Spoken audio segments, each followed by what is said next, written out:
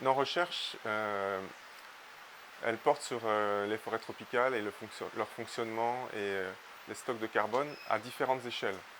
Donc à la fois à une échelle assez locale, celle de l'arbre, euh, après à l'échelle de la forêt, du paysage, et à une troisième échelle, c'est celle du pays ou de la région, de savoir comment on peut cartographier ces forêts et la quantité de biomasse et donc de carbone qu'elles contiennent. Donc en développant ces outils à ces différentes échelles, on peut arriver à caractériser le flux de carbone, ce qui passe depuis l'air, l'atmosphère, à travers la végétation, comment la forêt piège le carbone euh, et les déterminants, ce qui fait que du carbone peut s'échapper parce qu'il y a de la dégradation, de la déforestation, ou que le changement climatique va modifier le fonctionnement de la forêt. Donc, il faut avouer que nous avons eu besoin d'utiliser des technologies assez nouvelles pour pouvoir travailler efficacement sur ces problématiques.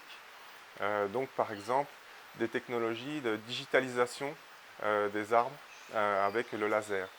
Euh, donc, avec cette technologie qu'on appelle le LIDAR, on peut scanner en trois dimensions les arbres, depuis vraiment l'échelle de l'arbre lui-même jusqu'à la forêt. Et puis, si on met ces scanners sur un drone, sur un avion, on peut scanner des régions plus vastes.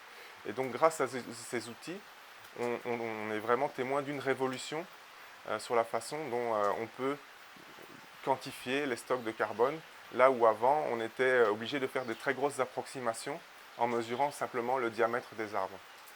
Donc ça, c'est un peu tout le pari des partenariats sur la forêt, la nature et le climat, c'est d'aller vers de la conservation de la biodiversité et du carbone en augmentant la valeur des crédits carbone. Donc sur le marché international des crédits carbone, des entreprises ou des pays sont prêts à acheter des crédits carbone, mais il faut qu'il y ait une garantie que les forêts derrière soient de bonne qualité, bien préservées, riches en biodiversité.